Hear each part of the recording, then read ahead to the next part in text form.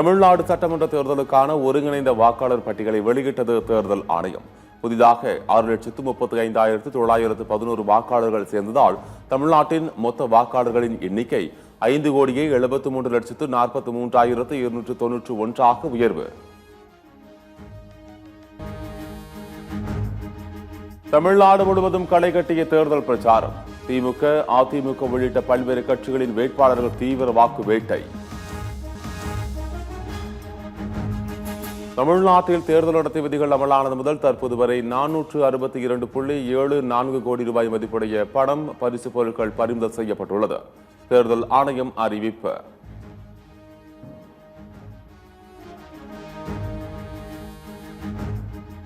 வரும் தேர்தலின் முடிவு இபிஎஸ்ஐ துடைத்தெறியும். சீர்காழி பரப்புரையில் முதலமைச்சர் மு க ஸ்டாலின் திட்டவட்டம்.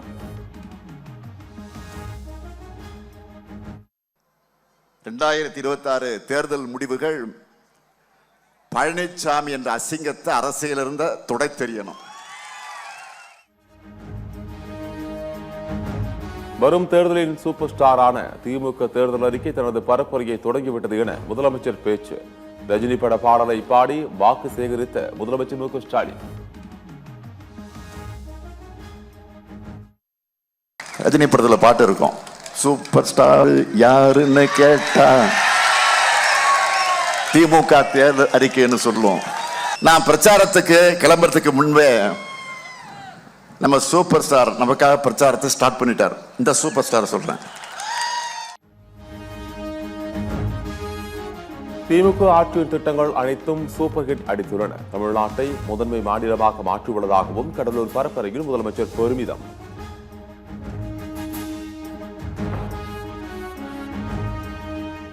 அண்ணன் ஸ்டாலின் தொடரட்டும், தமிழ்நாடு வெல்லட்டும் என்பதை விசிக சார்பில் வரவேற்பதாக திருமாவளவன் பேச்சு.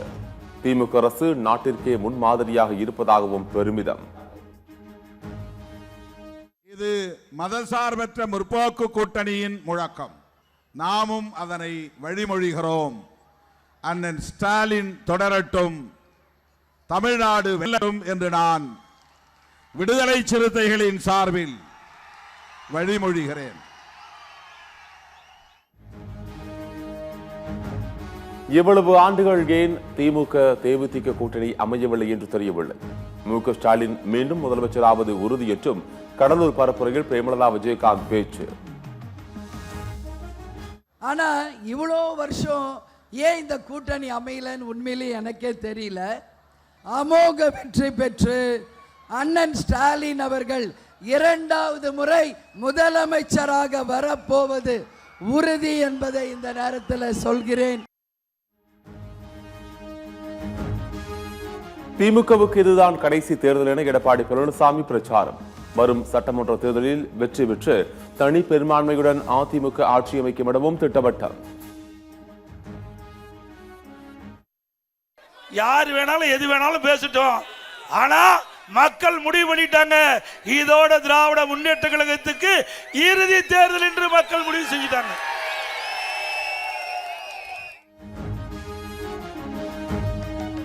பத்து ஆண்டு காலம் போர்க்கால ஆட்சி வழங்கியது அதிமுக என சேலம் ஆத்தூர் பரப்புரையில் இபிஎஸ் பேச்சு.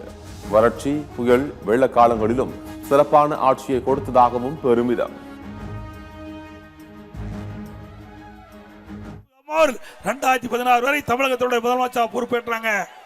அதுக்கு பிறகு உங்களுடைய தயவால் கழக நிர்வாகியால் நான் முதலமைச்சராக பொறுப்பேற்றேன். ஆக 10 ஆண்டு காலம் ஒரு பொற்கால ஆட்சி கொடுத்தது அண்ணா திமுக. கொடுத்தோம்ல. மக்கள் நீதி மையம் சார்பில் போட்டியிட விருப்ப மனு அளித்த போது செலுத்திய கட்டணத்தை நாளை முதல் திரும்ப பெறலாம். ஏப்ரல் 18ஆம் தேதி வரை பெற்றுக் கொள்ளலாம் என மக்கள் நீதி மையம் கட்சி தலைமை அறிவிப்பு.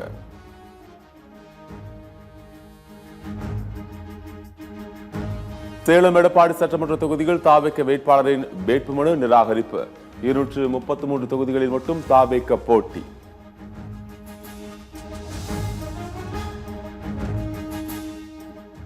ஈரானை இன்றிரவை ஒழிக்கப் போகிறோம். அமெரிக்க அதிபர் ட்ரம்ப் மீண்டும் பகிரங்க மிரட்டல்.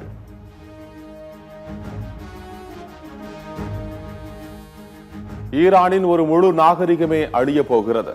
ஈரான் மக்களை கடவுள்தான் காப்பாற்ற வேண்டும் என அமெரிக்க அதிபர் ட்ரம்ப் பதிவு.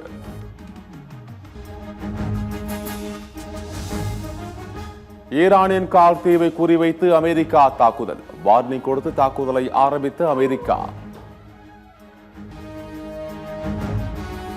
உத்தரகாண்ட் மாநிலம் ரிஷிகேஷில் கடல் விமானத்தில் சோதனை தரையிறக்கம் வெற்றி. அந்தமான் தீவுகளில் கடல் விமான சேவைகளை தொடங்க மத்திய அரசு திட்டமிட்டுள்ளதாக தகவல்.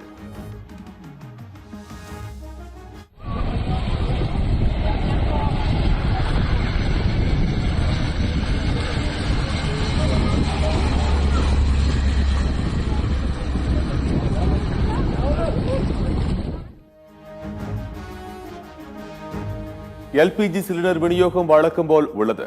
மத்திய பெட்ரோலியத்துறை அமைச்சகம் விளக்கம்.